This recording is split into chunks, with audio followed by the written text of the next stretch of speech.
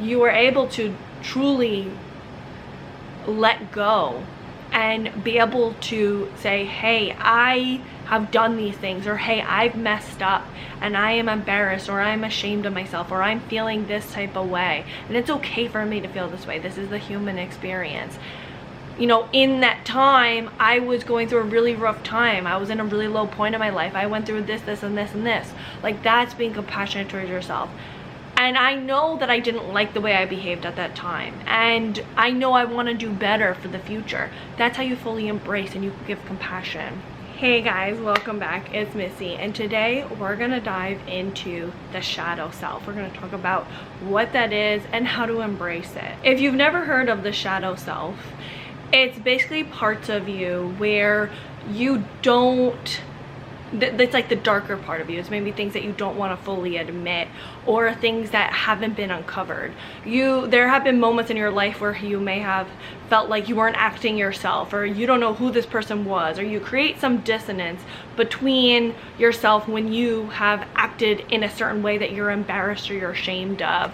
And that is the shadow self. Oftentimes the shadow part of us are parts that we want to hide from the world, or we feel ashamed of, and we don't want to admit they are a part of us. We want society and people to see the best of us and think the best of us, so when we have these parts, the shadow parts of us, come out, that's when we'll try to create that dissonance. The shadow is a term that came from Carl Jung. He has been quoted to say, the shadow is a thing no person wishes to be. And he has mentioned that the shadow self are things that we hide or we reject, and they're things that we don't want others to know about, like I had mentioned earlier. These things are not only things we're ashamed of, but they can also be impulses, desires, and personal qualities that we may deem society as not welcoming of, or does not like, or we will be shamed, or they are unacceptable. So like I mentioned, the shadow self often are parts of us that we try to hide even from ourselves. So you may not be aware of what part you are trying to hide. So in order to embrace our shadow selves, we need to identify and talk about what is usually a part of the shadow self. We have to learn how to see it indirectly through our behaviors, through our thoughts, through our actions. This is how the shadow self comes out. And this is what I do with my clients. A lot of their work is when their actions don't match their words, that's usually their shadow self, or even I say their ego is coming out. And that's making more of the decisions rather than authenticity, because insecurity is the one that's in the driver's seat, the shadow self. So that's why you have to see the subconscious, unconscious actions, thoughts, behaviors behind what's actually going on in order to call it out and to be able to identify it. So one of the first is repression. So when you are repressing any types of feelings, and it will come out in your body, you will feel discomfort in your body when you are repressing things. It's an unconscious process where undesirable thoughts and feelings are repressed and they are pushed out of your conscious mind. For example, you may not like something, like for instance, you don't like your friend's boyfriend because of jealousy, but you repress those feelings because you think they're negative and they're not okay to have. So repression is unconscious. You don't realize you're doing it. It's behind the scenes kind of thing. Now the next one is suppression. This is a conscious effort to suppress your negative thoughts and feelings that you don't think are okay to have. If you have brought up to feel shame about your emotions, you may push away any emotions you have consciously. You're like, no, I can't feel that. No, it's a dismissal. The next is projection. This is when we attribute our own, or what we see as our own unacceptable feelings, and we push them onto others, which I have a video right here that I'll leave right here rather, on projection. And whatever we deem as unacceptable, we'll push it onto strangers, families, friends, whatever it is, we'll push it onto others. So you may be doing something, but you will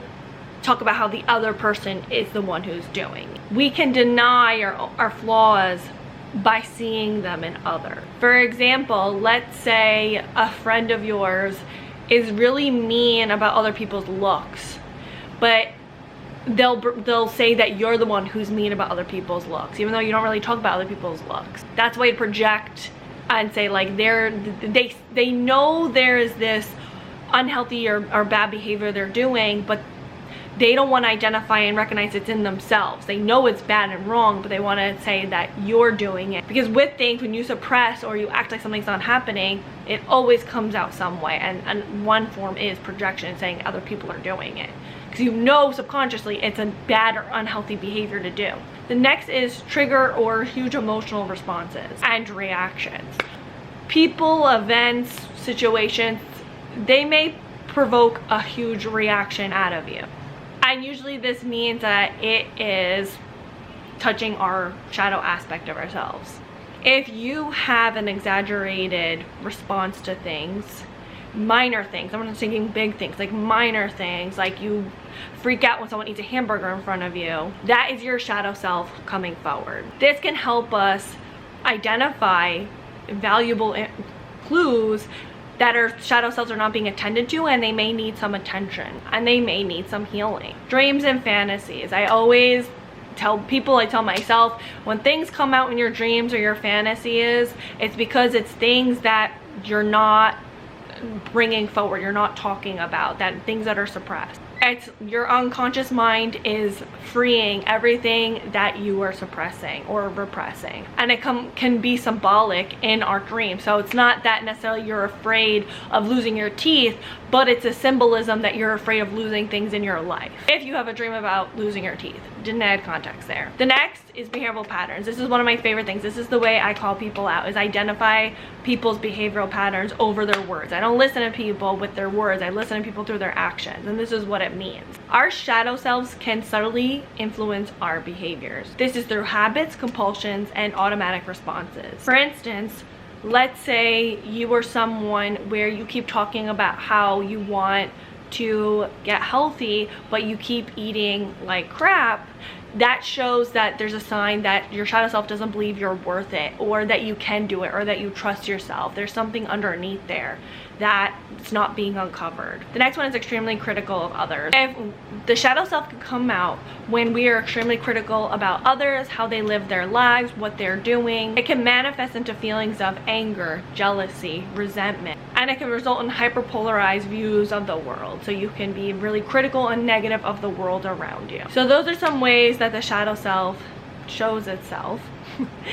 Now let's talk about how can you embrace the shadow self. So those are some ways that the shadow self reveals itself, through those little hidden things. And a lot of it does have to do with shame, or not feeling like you are allowed to behave a certain way, or does not want to admit. Because a lot of us, we want to feel good about ourselves, and when the minute we admit like, hey, we're doing this bad thing and it's our own fault and it's our own reason why we do it, we immediately can go into our ego or feel really low about ourselves, and then we don't know how to get out of that situation. And so we would much rather live in delusion of being like, oh, that was someone else, or I don't normally behave like that, always making excuses so society can accept us and we can continue feeling good about ourselves. The first thing that's important to understand is that we are all human. We are flawed. We have to have negative or bad things about ourselves, because without the bad, there is no good. There has to be opposites. And not only that, but like these negative feelings, these negative things that come out, there's a reason why they come out.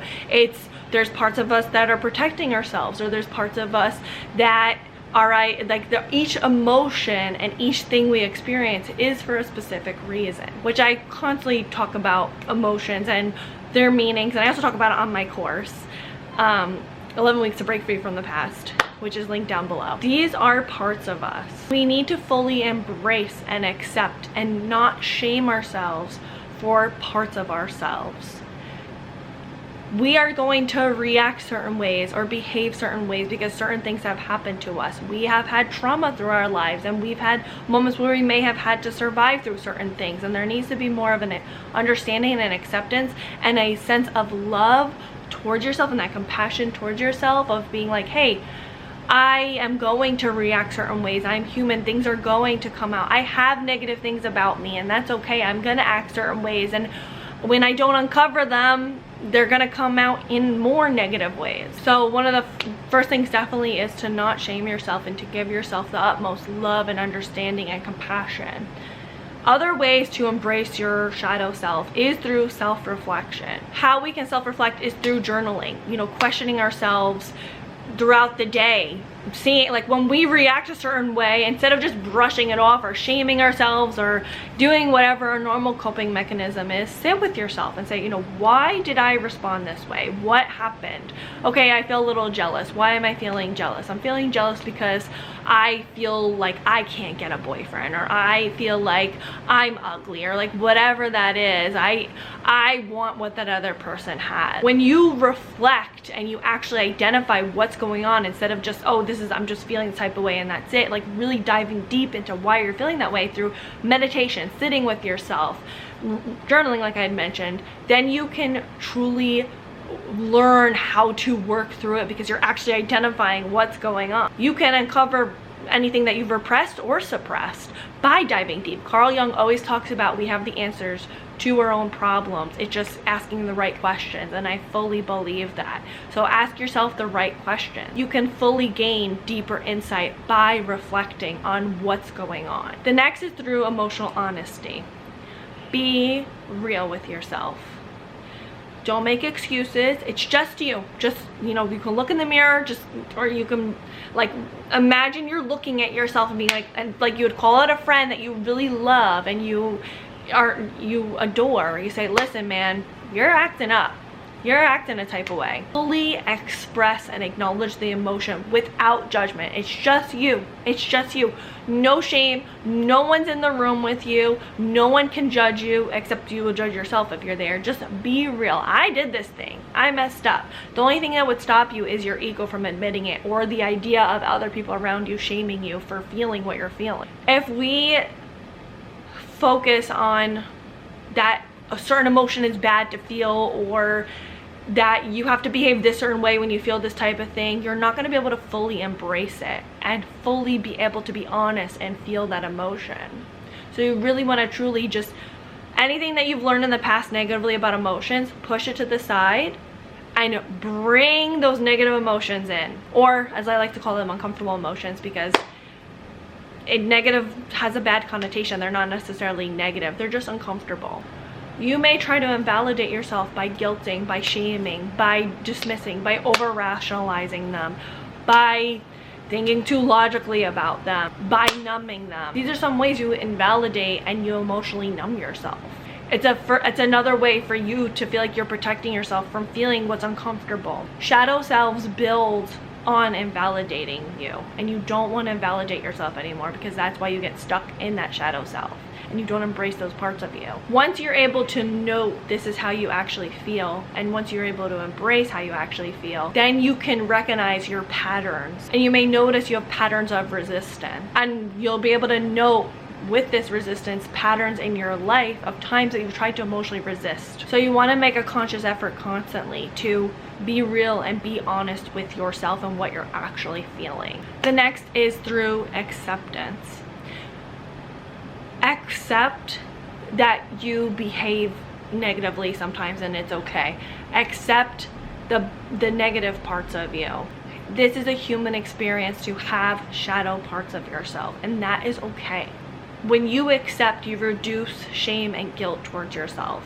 And when you reduce that shame and guilt, then you can actually move forward and actually live a happier, healthier life. And you can resolve some of these shadow parts of you. The next is through compassion and forgiveness. I always tell my clients the antidote to shame is compassion. It can be hard to be compassionate towards yourself when you feel such great shame and you feel like you deserve all of the worst things. You feel like you're bad, you're wrong, that society doesn't like you. It's really hard to be compassionate towards yourself, especially if you weren't taught that. When you're able to be understanding towards yourself, that your shadow self is part of you where there's past wounds that are coming up and you have unmet needs, your child self is coming through, then you're able to be more compassionate and forgiving towards yourself and also others. When you are compassionate towards yourself and forgiving towards yourself, you create a safe space for yourself to be able to move forward. You are able to truly let go and be able to say, hey, I have done these things, or hey, I've messed up and I am embarrassed, or I'm ashamed of myself, or I'm feeling this type of way, and it's okay for me to feel this way. This is the human experience. You know, in that time, I was going through a really rough time. I was in a really low point in my life. I went through this, this, and this, and this. Like, that's being compassionate towards yourself. And I know that I didn't like the way I behaved at that time. And I know I want to do better for the future. That's how you fully embrace and you give compassion. Which that goes into the next and last point, which is through integration and growth. Using insights you've gained from the shadow work will assist you to make better conscious decision, and you can fully integrate this into your life. You can, when you become more aware, you can fully say like, oh, that's me being jealous, or oh, that's me being passive aggressive. You're able to call it out without the shame being involved and without trying to make excuses for yourself, and you can move forward from that experience. Because just because you heal some parts of you doesn't mean that you're not going to continuously do negative things or make mistakes. You're going to. Your whole entire life you're going to make mistakes, you're going to mess up, you're going to have a shadow self part of you your whole life. That's just the part of you that you don't necessarily want the world to see, but there doesn't have to be shame involved. It can be you fully embracing, and you don't necessarily have to tell other people unless you have to make amends. This is just for you to know, for you to do better for yourself, and for you to make changes in your life. You will be able to live a more fulfilling and authentic life by integrating the changes, by integrating some of the knowledge you've learned, and by making changes. So take note when your shadow self emerges, like, you know, like I mentioned, when all those things like we had talked about, when they come out, say, this is my shadow self coming to tell me something, rather than shaming yourself. Reflect on why it emerged. Why am I behaving like this right now? Why did I say this thing? Was I triggered? Was it a defense mechanism? What happened? Be honest about what you're feeling. Identify what you truly needed, because it's an unmet need. That's really what's going on. So maybe there's a part of you that you fully haven't healed. Maybe there is something that you haven't communicated. There's something going on that you're not acknowledging that needs to be acknowledged. By you understanding how your shadow self operates, and by you being able to call out your own behavior, you won't feel helpless. You won't feel like you don't know how to move forward in your life. You'll be like, okay, I recognize this is unhealthy, this is unhealthy, this is unhealthy. I did this thing, I did this thing, I did this thing. I need to make a change. And it's okay. Like, I messed up. I'm gonna mess up. And that's okay. Be loving and compassionate towards yourself, just like you would to someone that you really love. And figure out what you need. You need something. Identify it. And you may need to go through a journey to figure out what your needs are. Do that, because you are worth it and you are deserving of having a healthier life. So what do you guys think? Leave it on the comments below, and please don't forget to like, comment, subscribe, share with someone you think may need it. Until next time, thanks for watching. Bye guys. Why do I look so, like, the coloring is so off? I swear, like, I'm more tan than this. Why do I look so pale? Wait, you can kind of see it a little bit. I hang out with my baby too much.